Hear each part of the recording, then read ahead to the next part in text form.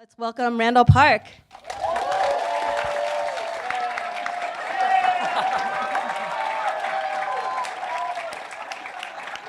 Hey, How's it going? good. How are you? I am good. I'm pretty excited. I'm sure a lot of you guys are. Yeah, thanks for coming, everybody. Yeah. Yeah. So now you're a big TV star and a huge movie star. Some might say the George Clooney of Asian American. Well, I say that, cinema. yeah. I say that too, as well anyone who tweets that. So we have that on the record. So before you were like mobbed by paparazzi and made all your fans cry upon Yes. seeing you, Yes. you made these short films. What did you think when, I assume it was Brian, but whoever at the San Diego Asian Film Festival contacted you and said, we're not going to show any of the stuff you're known for now, but we're going to do a retrospective of... Actually, we had been talking about this for years, and Leanne and I had been talking about doing this, and it just would never work out because I couldn't make it down here from LA for one reason or another. And then this year, Brian contacted me, and I was like, I think we could make it work. Let's do it. Yeah? Yeah. But when did you start creating stuff, whether it was acting or writing? Well, I started making like little movies when I was in middle school. So, I don't know, that was late '80s, maybe. Like, how old were you? Oh, middle I was school. I was in my early 20s. No. I guess I'm just trying to imagine, like. Yeah, I mean, it was like the big cameras with the VHS tapes that you put in, and you cut it on the VHS recorder. You just kind of start, stop, and like stuff like that.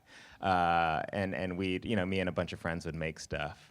And I was gonna actually show something from that tonight, but today, but I couldn't find. I mean, the boxes were like deep in my garage, and I couldn't.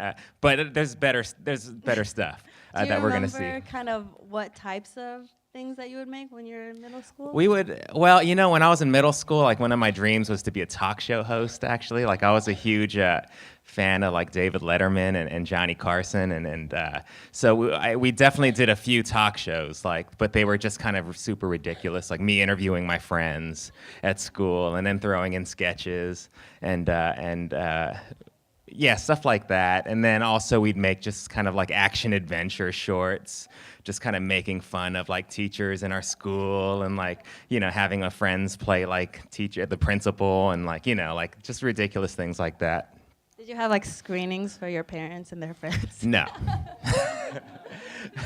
No, because they were all kind of ridiculous and a little dirty, which you'll see is kind of a theme in a lot of these shorts. They're ridiculous and a little dirty. In UCLA, you started this theater group called the LCC Theater Group. And I guess I wanted to bring that up because I think those were the origins of a lot of these short films that Yeah, seen, right? yeah. When I was at UCLA, I co-founded this Asian American theater group, and from that theater group, a lot of us actually went on to do, are doing pretty incredible things. Ali Wong was in that theater group, the stand-up comedian. This guy Mike Galamko, who actually wrote the second short you're about to see. Mike Galamko writes for TV, movies. We've all kind of kept going, which has been great, and. And this first one we're about to see. Is it Blood Rush? Yeah. So we're going to start by a couple. One is called Blood Rush. Yeah, that's actually one that I made when I was in college with a lot of these friends from the theater group. And I made it for an Asian American Studies documentary class. And put it this way, they would not let me pass the class based on this thing that I gave them. Actually, I think you've told me that story before, but share a little bit more about that. Well, it was a documentary class. You're supposed to make a documentary about some aspect of the community, and I made a mockumentary about this Asian American fraternity on campus, and this murder that takes place within this fraternity pledge class, and it's like super absurd and kind of dirty, and the teacher was very upset. Did you end up passing? After like a big protest, he ended up giving me a B, but this was like an easy A class, and he was like, "I'll give you a B," and I was like, "Okay, I'll take it." Okay, Okay, so we'll start with that one, and then we'll start with two. One is Blood Rush, and the other one is Dragon of Love. I don't know if you want to introduce that a little bit. That one was I think in 2003, and that was like the year when I actually said I'm gonna pursue acting professionally. So I had graduated college and just kind of worked these random jobs, and at 2003 I was like, I'm gonna do this professionally, and I teamed up with Mike Alamco from our theater company at UCLA and another friend, Doan, and we just made this short. And this was kind of like my first, like, I'm serious about acting thing. And actually it did pretty well on the festival circuit. Yeah, it did. It kind got of around. Played.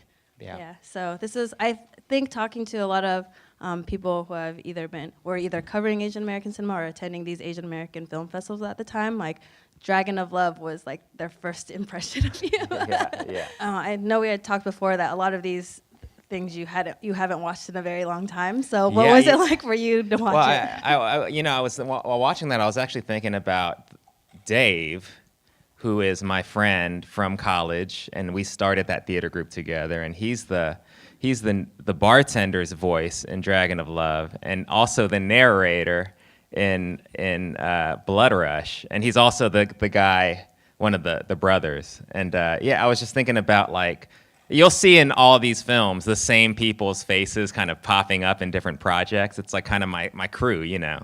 And I just was thinking about Dave and just how far Dave and I go back, and what a good friend he's been. Yeah, and I'm sure a lot of you will recognize some of these actors that pop up. Like, oh, is this guy? Eddie Shin was yeah. in there. Yeah. Gilmore Girls fan. Yeah. Eddie Shin was Lane's first boyfriend. Yeah. A lot of these people in these shorts, I mean, a lot of them went on to just do well as in the industry. So it's pretty cool to watch. Yeah. So I mean, the first one for me, I think it's already funny, but it's that much funnier imagining that you turned it in as a project and the professor got this. The professor was so mad. But my argument was, it was a lot of those themes were relevant to the community, and it could have happened. I don't know. And many of you might not know that you're a pretty good illustrator. So in the first, I did all those drawings. Yeah. That's the beginning of his, illustration work. That's right. Yeah, a good part of my life, I always wanted to be a cartoonist. And when I was at UCLA, I actually did a cartoon for one of the papers on campus. So that was something I always wanted to do. And yeah, you kind of see remnants of that in Blood Rush. Okay, so tell us about Dragon of Love. Were you involved in the the story? Or? We talked about the story, but that was really Mike Alamco who came up with it, and our friend Hugh Ho. There's another guy who's done very well for him. Yes, so this guy's a producer. He works a lot with John Chu, who's done a ton of movies, and he produced that and got Zone to direct it, and it was really just I was so nervous. It was my first thing, like, acting in, really, like, outside of, like, little tiny things. So, watching it, I'm cringing because it's like hard to watch, but for me. But those were my early kind of forays into it. Do you remember the reaction that you got from the short, either at the time or if anyone's mentioned it since? Yeah, it did. It did a lot of little film festivals and some bigger film festivals, and it did pretty well. And it was really kind of gratifying to watch. And I think experiences like that is what kind of kept me in the game, because it was tough at the beginning. Throughout all these years, when all of these shorts you'll see, throughout all those years, it was definitely a struggle for me. Like, I was, going through that kind of typical kind of actor's journey of a lot of rejection, being broke, a lot of close calls and things that just didn't pan out. So one thing that kind of kept me going was making stuff with my friends and writing and just kind of creating on my own constantly and being able to see the fruits of that, like at a film festival like this. It was, and to see that the audience was responding to them, it was really like, it kept me in it. I was like, oh gosh, I think I'm on the right track because this feels really good. that short did really well. It seemed to like really resonate with a lot of people. Yeah, so okay, so that short was around 2003-ish, and then our next couple are gonna be around like 2006-ish time. So when you think about that time in your career, if 2003 was when you first decided I'm gonna be an actor, what were the first few years like for you? Well, I was broke as hell. I was struggling. But at that point, like when we made Blood Rush, I mean, that was like, I remember just digitizing the footage from the tapes would take half a day. Like that's where technology was at that point. And by the time we get to these next ones, it was like we shot them on mini DV tapes, like these little tapes, and everything was a lot easier, especially compared to when I was in college. So we were able to, just kind of shoot a lot more, and it didn't look as good as the next stuff is like kind of stuff that I did with this tiny little camera, and it didn't look as good as like what Dragon to Love with. That was like really, there was a production behind it. But these next ones were things that I just kind of like wrote and was like, let's just make these. And I got involved in this community called Channel 101, which was like a web series competition in LA, and that's where these kind of sprung from. Maybe you can describe what Channel 101 is for people. It's like a monthly web series where you submit like a pilot episode, and then the audience will vote on if they liked it or not. And if they liked it, then you get to make the second episode. And then the next month you show the second one, and if they like that, then you get to make the third. And if they didn't like it, then you'd get canceled. It worked kind of like a TV network, and a new pilot would show up. So it was this competition based on the audience approval, and I think we're going to see Dr. Miracles. Dr. Miracles and The Food. But I think a lot of your shorts come from that. Yeah, come from Channel 101. I made a bunch of webisodes, and they seemed to like do well and kind of kept going. And that again, I was like struggling, so I was like, oh wow, this is really great. I think I'm on the right track because people are enjoying these ridiculous things that we're making. Yeah. Okay, so I think Dr. Miracles, has anyone seen Dr. Miracles in here? Oh, you're in man. for a treat. So Dr. Miracles is a web series. I think, I'm not sure what episode you're going to see. So this is going to be episode 3, so you might want to set it up. So it's really dirty, but it's basically about this doctor who has, he can save anyone's lives. He has like magical semen, and he could save anyone's lives with the semen. But because of this great gift he has, it puts him in this very weird position, where he has to like tell people this is how I can save your life. And so that's that one. Did really well. And I think the next one, what was it? The next one is called The Food. Oh, so the next one is another web series that I made, and it's basically about this small restaurant, struggling independent restaurant that is like no one's, there. I don't know what episode number it is. Episode 1. So. Oh, it's episode 1. So you'll see it, and it'll. I don't we'll talk need to about set it that after. up. Yeah. This was 2006, 2009, Yep. Randall Park. There's some pretty cool cameos in those two, right? Oh yeah, Hari Kondabolu. I don't know if you guys are fans of Hari of him. Kondabolu He's fan. a great, one of the best stand-up comedians out there. He played Jonathan Gold in that last one. And then Taryn Killam and Kobe Smulders from How I Met Your Mother. She was on that first one. Taryn Killam from Saturday Night Live. Taryn from Saturday Night Live. He's like a close friend of mine. At the time, I think I was on that show Wild and Out. You remember that show? Oh, it's still on the air, that improv show. So one of the characters was wearing a Wild and Out shirt that I took from the show. And that's how I met Taryn, because Taryn was a cast member of Wild and Out. So I just pulled him into that short, and he was like, what the hell am I doing?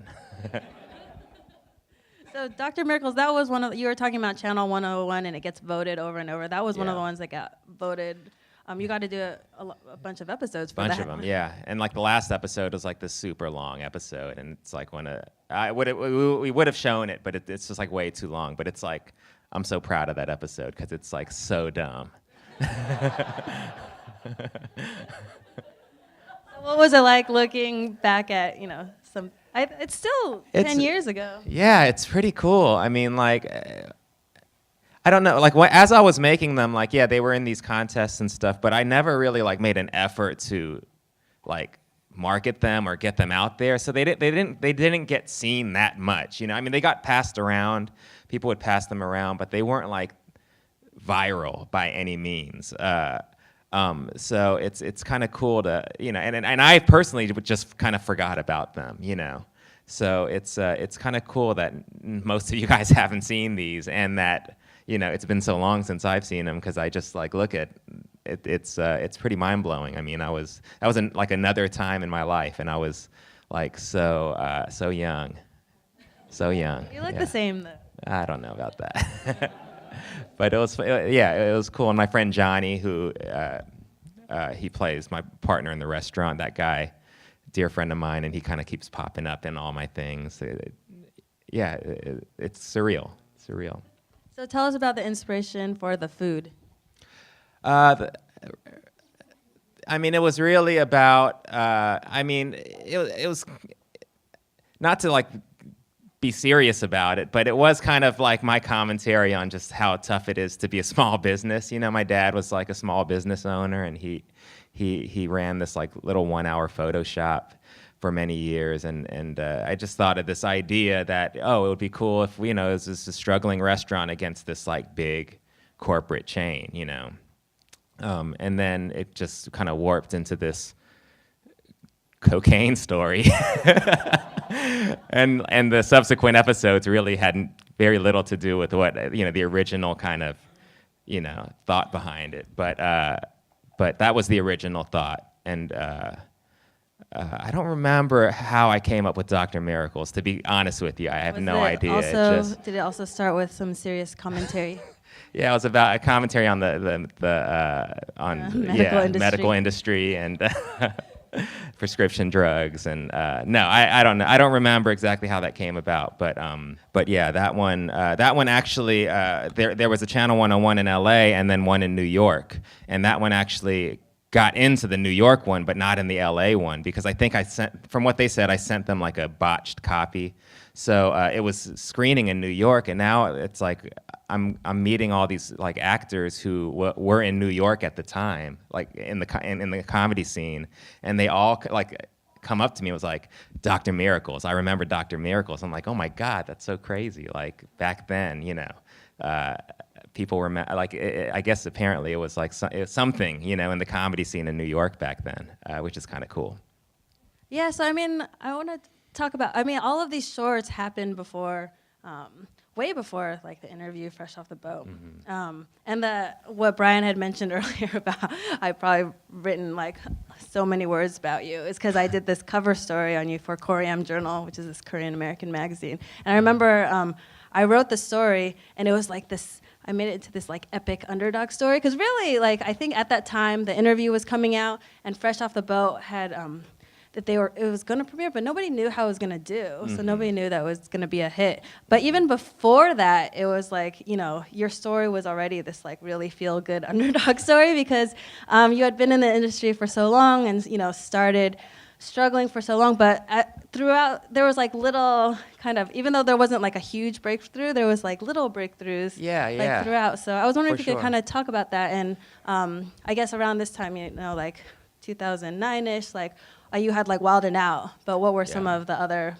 things? I was working on Wild 'N Out. I was doing like little kind of co-stars on TV shows here and there, but nothing like, nothing to kind of pay the bills. And Wild 'N Out is like an MTV show that does not pay their talent much, So I was like working at Starbucks at the time.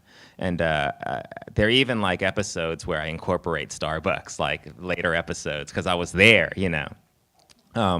But for me, it was, my background originally before I got into acting was writing, and once I decided I'm going to pursue acting professionally and realized that it was as tough a road as everybody had warned me about, I was like, oh well, you know what, I can write, and not only that, but technology has gotten to this point where I could make stuff, and I have a bunch of friends who like to make stuff, so why not just, create stuff so I could keep acting? Because that was the whole thing. It's like, for me, it was like I just wanted to keep acting, and I wanted an excuse to keep acting, and it just got, the landscape was so that I could do it on my own, and do it with my friends. And that, the irony of it is that's kind of my dream to this day, is like to create stuff with my friends, but on a bigger level, you know. So doing that stuff back then was a real, in a weird way, a training ground, you know, for hopefully what I'll be doing down the road is just making more stuff. But yeah, it was really just an excuse to make stuff and to act.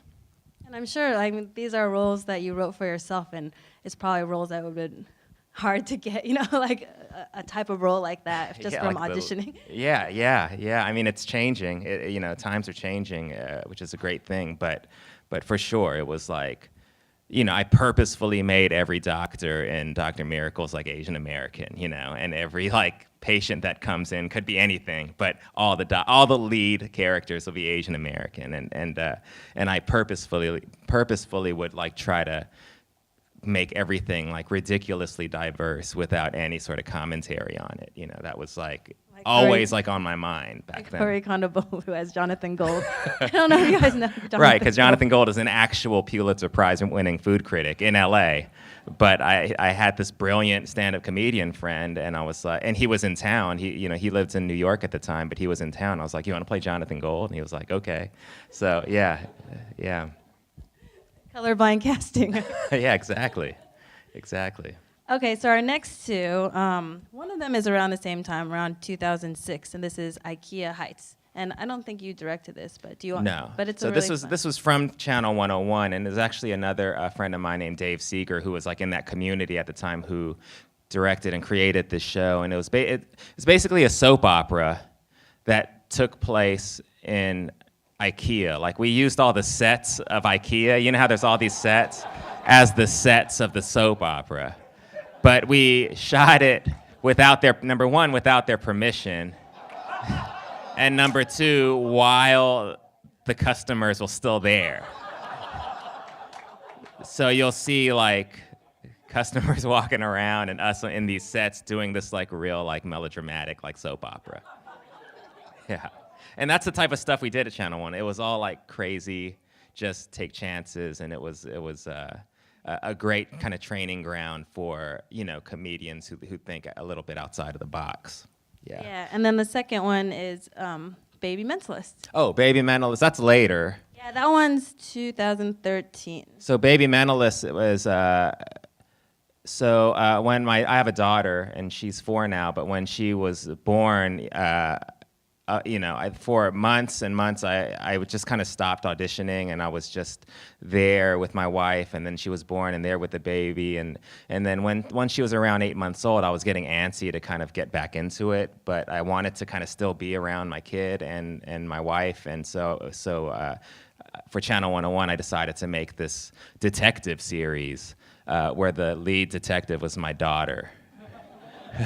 Who was 8 months old at the time. Which what episode number are we? That's episode 2. Okay, so you're gonna see episode 2, and it's a pretty crazy episode, but it was really fun, and my daughter, she like really had a lot of fun doing this, even though she just sits there.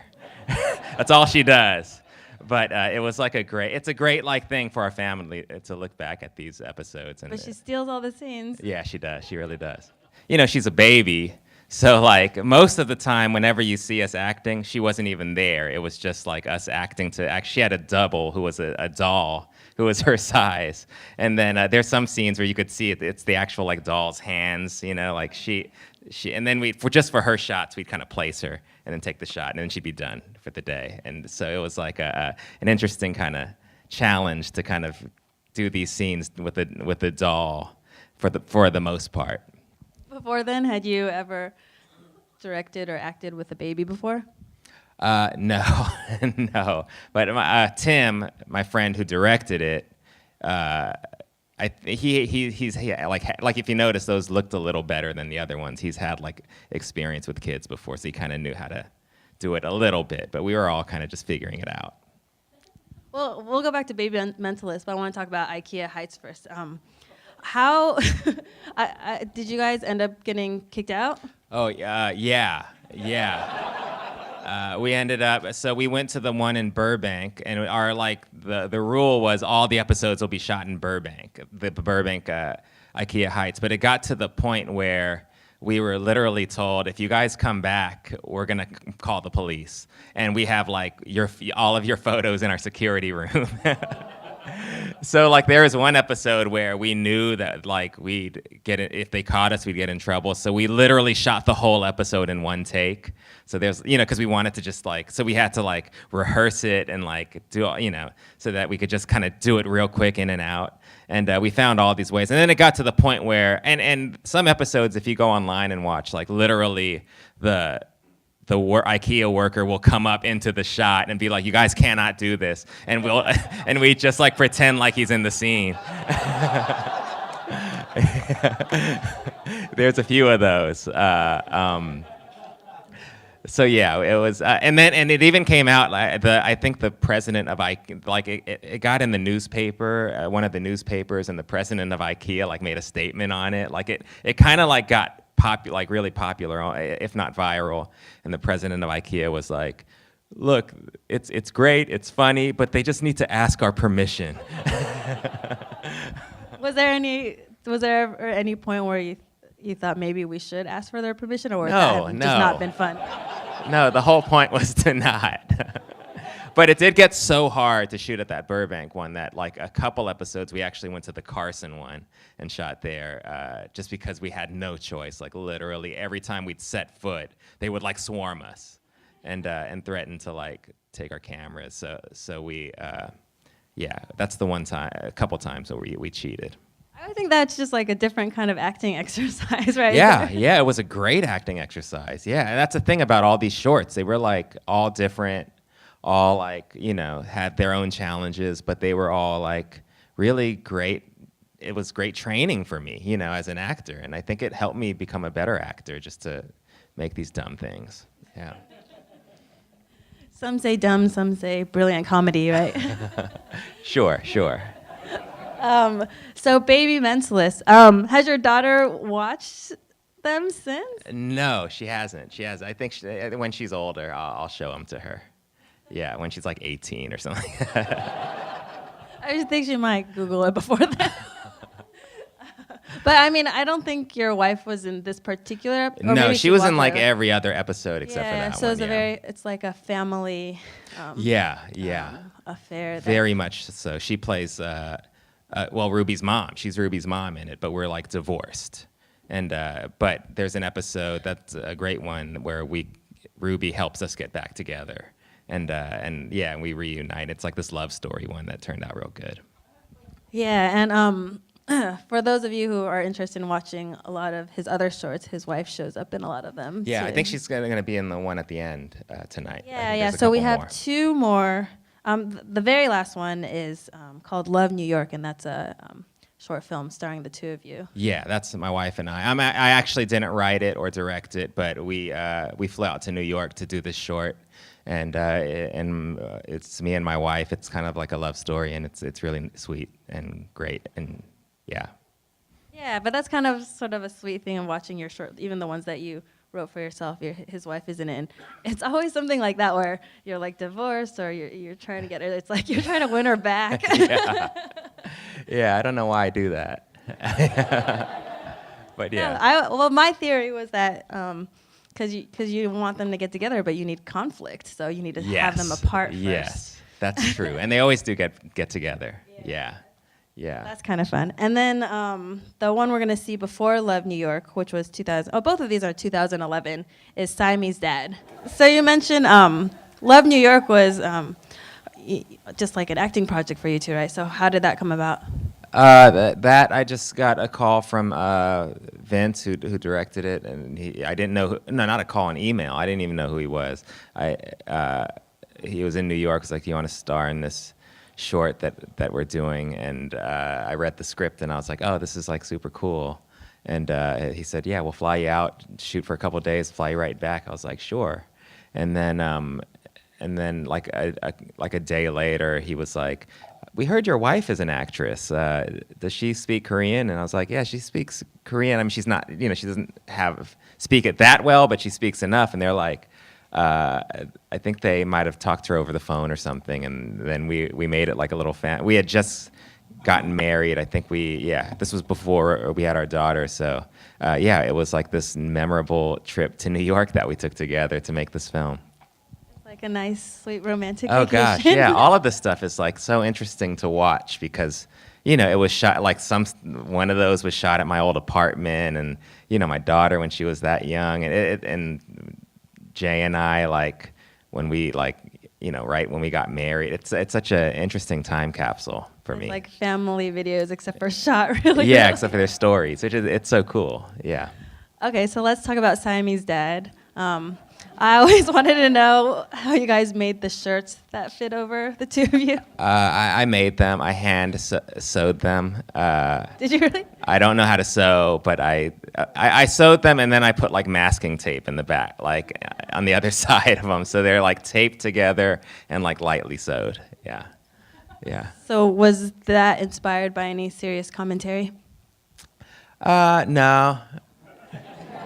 Well, I mean, there is that whole thing, the thing that you see in a lot of Asian kind of American stories. It's always like intergenerational, like, conflicts and just like the old traditions and then the Americanized kids. And it's like that kind of cliche story told in like a really dumb way, Yeah. I just figured it was like a dumb spin on something that's been done over and over again.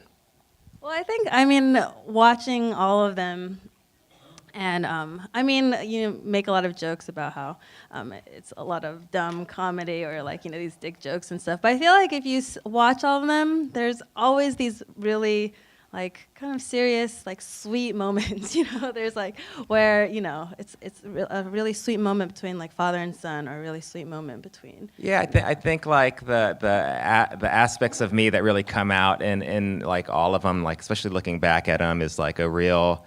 There is a part of me, number one, that's very like community focused, and so I think that resonates in a lot of them. But then also like I consider myself a romantic of sorts. So I think there's that idea kind of weaves its way through them as well. And family is important to me. So like all these things kind of, these threads, I guess, that pop up a lot. Yeah, and I think it's like, you imagine all of this before most people knew, outside of the community knew who he was, on the interview or Fresh Off the Boat. And even though you kind of see kind of the comedy, you also kind of see how you can carry these emotional moments. I think, something like the interview, it wasn't all comedy. And in Fresh Off the Boat, you have these. Well, yeah, I mean, looking at him too, I'm like seeing how it's hard for me to watch from an actor's perspective, but I do see how like just by making these, like over time, how as an actor I got a little better with each one, and a little more confident with each one. And in that sense, I'm really glad I did them, because had I not, I would have just been kind of depending on the industry to give me these opportunities to kind of get better, and to express myself through acting. And I was able to kind of give myself the opportunities, and or my friends were able to give me the opportunities based in these communities that we were in. So it's pretty cool to watch them all and think about that.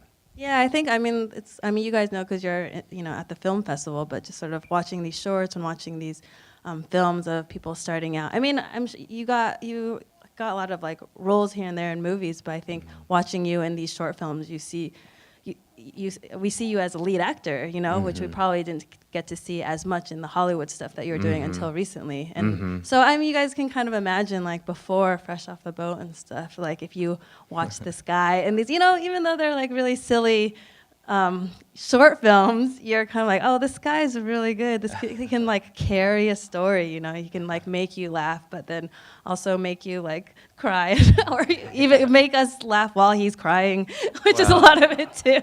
I appreciate that. Yeah. I appreciate that. So I think we don't have that much more time, but we probably have time for a few questions. I don't know if you guys can hear, but I'll just repeat really quickly. She said, "You're amazing," and then she said, "What in the near future can we expect from you?" Well, I mean, the show it seems like it's gonna go on for a little bit because people are really enjoying it. So I'm just gonna be keep working on the show, and during the breaks work on movies here and there. and then I'm really starting to try. I'm dipping my feet into writing more and trying to produce and to make stuff like on a on a more professional level. And I feel like I got a lot of training back in the day, so it's like I'm like ready. I'm ready to do that now. So I'm starting to write movies. I have a few things going right now that are out there and kind of being seen by the right people, hopefully, and hopefully, yeah, will just kind of more projects where I could be a creator, I guess. Yeah.